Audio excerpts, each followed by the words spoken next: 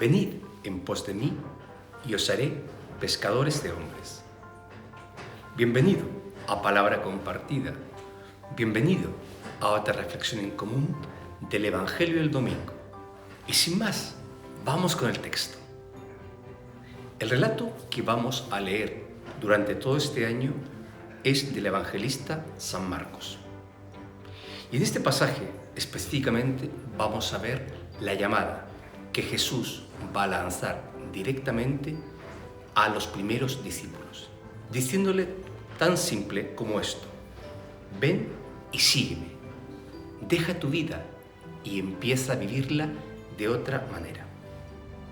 Pero también en este relato que vamos a comentar está la vocación, o si queréis, los inicios de la primera comunidad cristiana en torno a esos hombres que van a compartir con Jesús la vida y la misión. Antes de hablar de la vocación y del discipulado que van a tener los primeros llamados por Jesús, vamos a hablar previamente del contexto a partir del cual Jesús va a llamar a los primeros discípulos. Porque el contexto nos va a dar como la tónica, va a marcar la nota que va a encuadrar toda la vida y el ministerio público de Jesús. Dice el evangelista, según San Marcos, evangelio que como siempre os voy a dejar la descripción para que lo leáis, que empezó su prédica en Galilea, junto a ese gran lago o mar. Y a partir de ahí, en esa región, Jesús va a proclamar que el reino de Dios ha llegado. Por tanto, lo que cabe hacer es convertirse.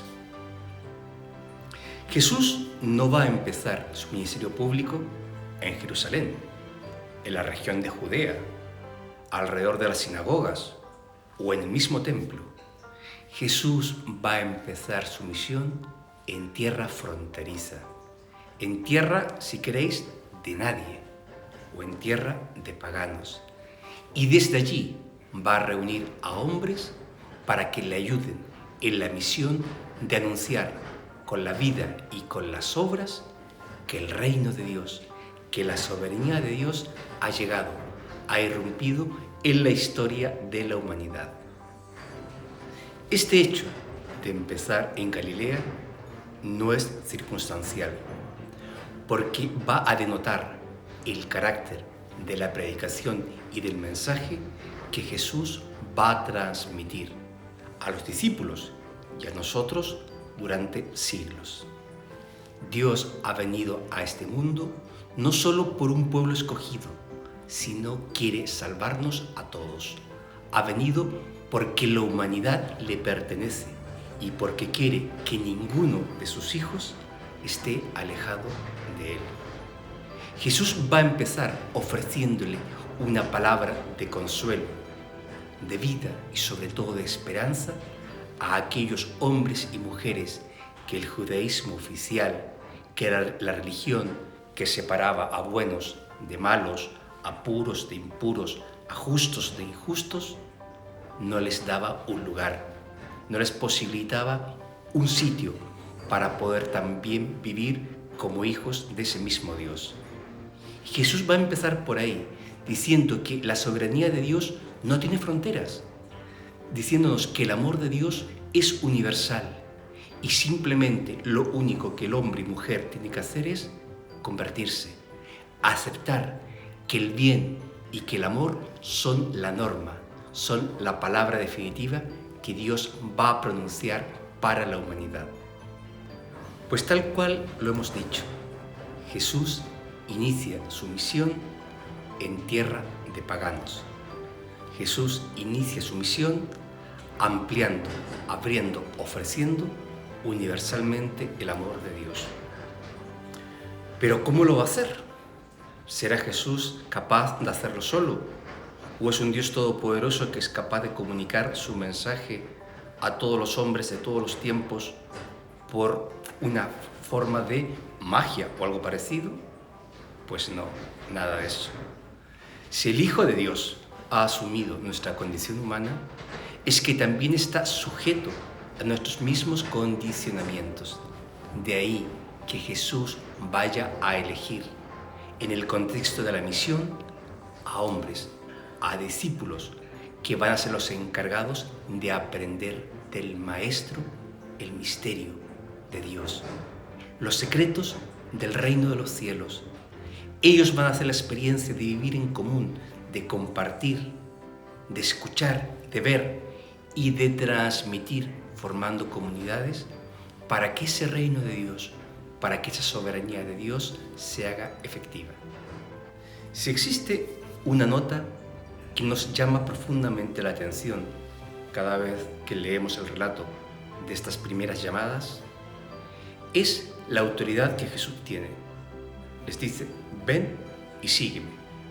Y dice el Evangelio, en el caso de Simón y de su hermano Andrés, que dejaron las redes, porque al parecer eran pescadores, y le siguieron. Dejaron lo que estaban haciendo, dejaron su vida, su trabajo, su sustento diario, para decir: este Señor, este profeta, este hombre que está predicando una doctrina nueva, nos seduce, nos convence, y porque vemos en él algo nuevo o que el mismo Dios está hablando, vamos a dejar nuestra vida anterior y vamos a ir en pos de él. Y lo mismo pasará con el resto de los discípulos. A la llamada de Jesús se van sumando.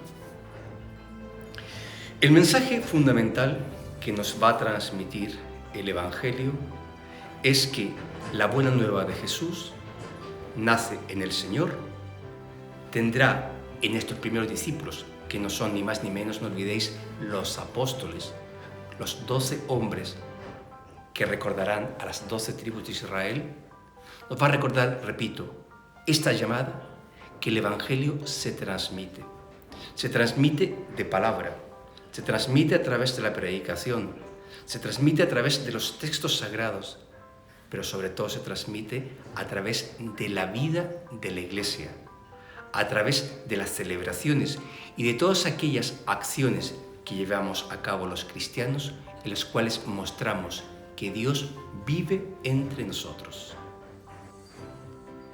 Y hemos llegado al final de la reflexión. Hemos hablado del inicio de la misión de Jesús en Galilea, tierra de pagano, por tanto necesitada de escuchar una palabra de salvación. Hemos hablado de la llamada que Jesús hace a los primeros discípulos, de cómo su autoridad les convence, les seduce y dejan su vida anterior y con una disposición inmediata les siguen por los caminos que el Maestro les va a marcar. Pero vosotros me diréis: ¿y a mí eso qué me puede decir hoy?